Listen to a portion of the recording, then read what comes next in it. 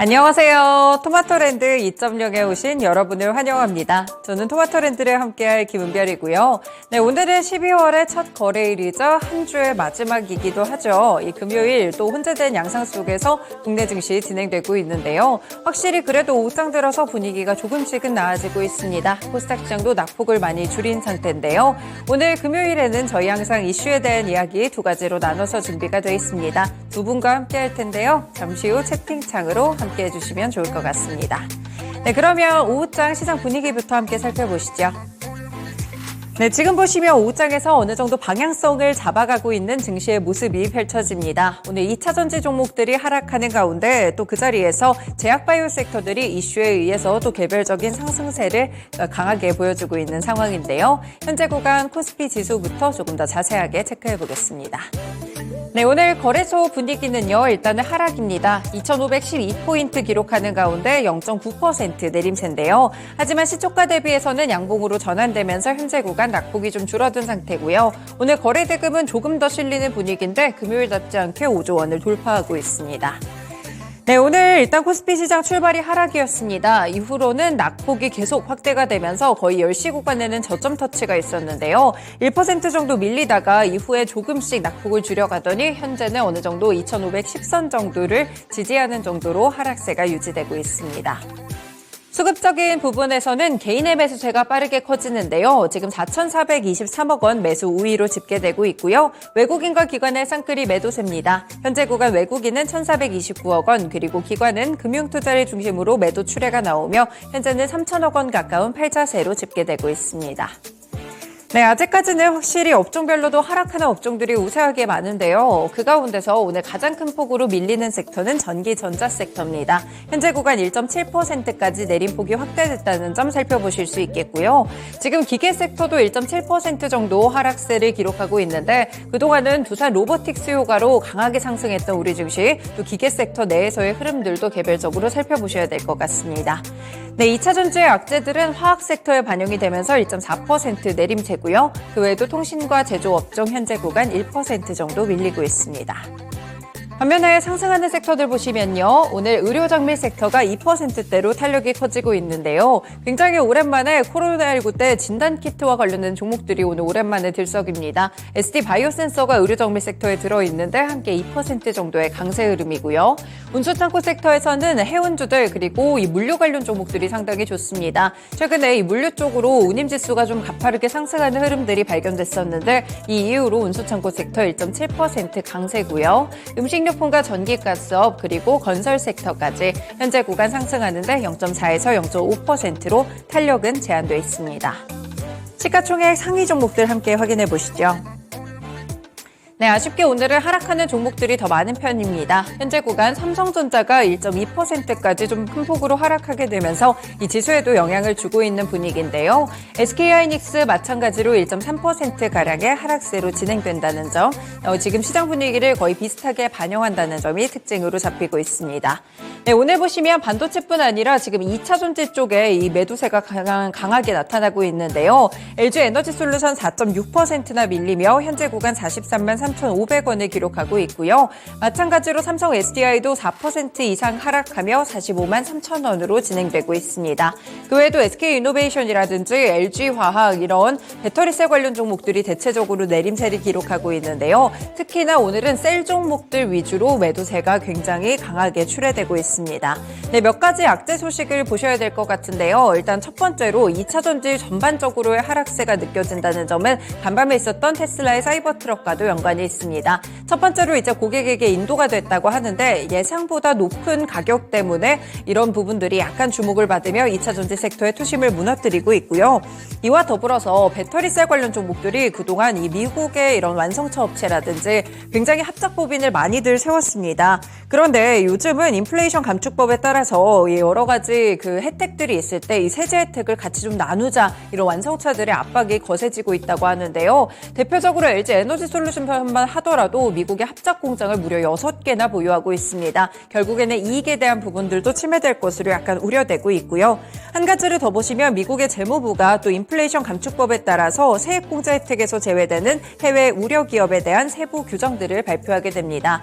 네, 그동안은 또 이렇게 배터리 관련 종목들이라든지 전기차 쪽에서 우회적으로 중국과의 이런 IRA 혜택을 좀 우회하면서 계속해서 공장을 짓는다든지 납품을 좀 받아왔는데요. 결국에는 중국의 국영 기업들을 이 부분이 정조준할 것으로 예상이 되고 있습니다. 그래서 부쩍 증가했던 한중 합작법인에 대해서 중국의 지분율 조정을 강제하게 될 경우 국내 기업들도 수천억 원 이상의 부담을 해야 될 수 있다는 우려감들이 커지고 있습니다. 이런 전반적인 우려감들 때문에 오늘 배터리셀 관련 종목들이 큰 폭으로 하락한다는 점 특징으로 잡히고 있습니다.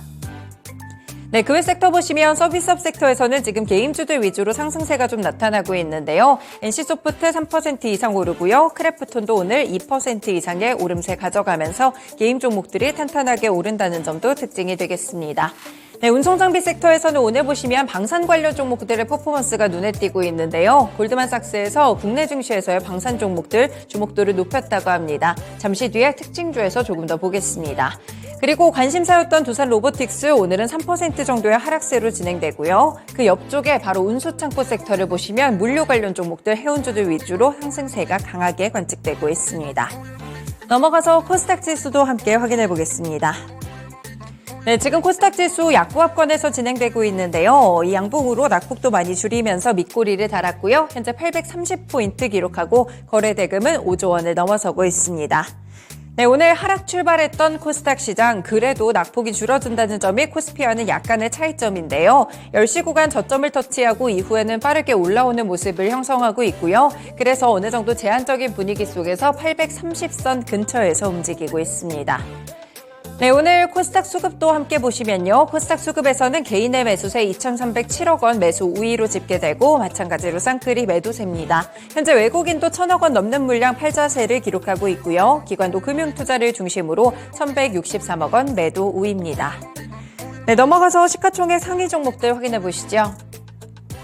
네, 역시나 일단은 하락하는 종목들이 좀 많은 가운데 시가총액이 큰 종목들이 밀리기 때문에 오늘은 코스닥 시장이 아직까지는 하락권에 있다는 점 설명드릴 수 있을 것 같고요.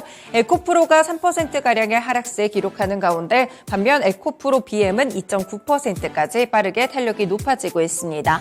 LNF도 강보합권으로 전환됐다는 점이 현재 구간 특징이고요. 2차 전지 관련 종목들은 오늘장 어느 정도 혼재된 양상 속에서 함께 진행되고 있습니다. 반도체 종목들도 마찬가지입니다. 현재 구간에서는 혼조세된 그런 모습들인데요. HPSP 이 종목의 경우에 지금 6거래일째 상승세가 이어가고 있는데 외국인의 매수세가 강하게 6거래일째 뒷받침이 되고 있습니다. 그래서 오늘 47,300원까지 올라가면서 계속해서 상승세를 기록한다는 점 특징이 되겠고요. 그 외에는 주성 엔지니어링이나 유진테크 이런 종목들이 현재 구간 상승세를 유지하고 기가비스, 이오테크닉스, 두산테스나 이런 종목들은 약 4% 정도 하락하고 있습니다. 네, 오늘 포스코 DX도 4%가량의 내림세고요. 셀트리온 그룹주들 가운데서는 셀트리온 헬스케어가 2.6% 정도 밀리고 있습니다. IT 쪽이라든지 그동안 좀 올라왔던 섹터들은 차익 실려 나오고 있는 상황이고요. 지금 레인보우 로보틱스 4% 정도 하락으로 16만 8,900원 기록하고 있는데요. 로봇주들의 투심이 안 좋은 이유가 있기는 있습니다. 한 단독 보도 때문인데 이런 부분들 잠시 뒤에 저희 이슈 시간에 조금 더 자세하게 조명해 보겠습니다. 네, 제약바이오 섹터들 지금 전반적으로 좀 붉은 불이 들어오고 있는데요. 오후장 가장 큰 특징들이 될 것 같고요. 시젠같이 진단키트 기업들 위주로 현재 구간 상승세 빠르게 펼쳐지고 있습니다. 바로 넘어가서 테마 종목에서 함께 보시죠. 네, 지금 일단 먼저 방산 종목들 보겠습니다. 오전장부터 오후장까지 이어오면서 이렇게 상승하는 종목들 이유는 이 골드만삭스가 한국의 방산주를 유명한 투자처로 소개했기 때문인데요.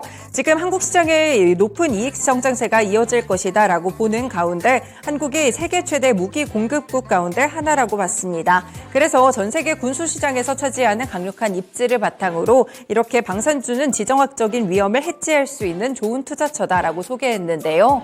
그래서 오늘 보시면 방산 관련 종목들이 상승하고요. 그 중심에는 하나에어로스페이스 6% 상승합니다. 그 외에도 현대로템이라든지 풍산, LIG, 넥스원, 한국항공우주까지 방산 종목으로 분류되는 종목들은 현재 구간 거의 일제히 상승불이 켜져 있다는 점 체크해 보실 수 있겠습니다.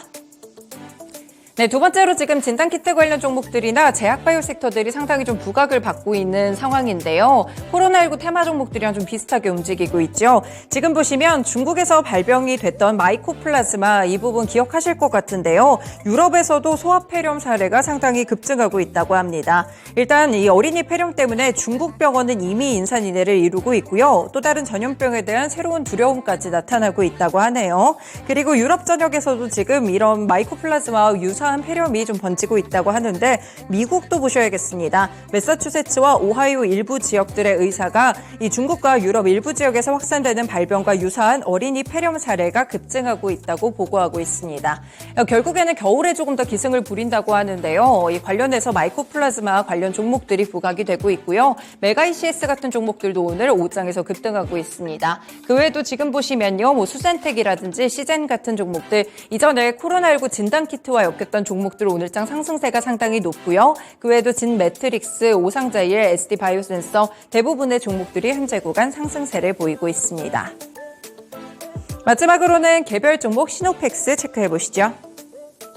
네, 시노펙스가 방교 사업장이 혈액투석을 위한 혈액투석기의 설계와 개발, 제조, 유통 같이 전체 프로세스에 대해서 인증을 획득했다고 밝혔습니다. 이번에 인증받은 것은 의료기기에 대한 특별 기준을 추가한 국제의료기기 품질 경영 시스템 인증이라고 하는데요. 이 소식이 전해지게 되면서 상한가 터치했고 현재는 살짝 풀리고 있습니다. 27% 급등으로 5,240원 정도의 주가 흐름 보여주고 있습니다. 네, 이렇게 5장으로 넘어오는 분위기 속에서 특징 종목들까지 함께 정리해드렸습니다. 토마토랜드 2.0 본격적으로 출발합니다.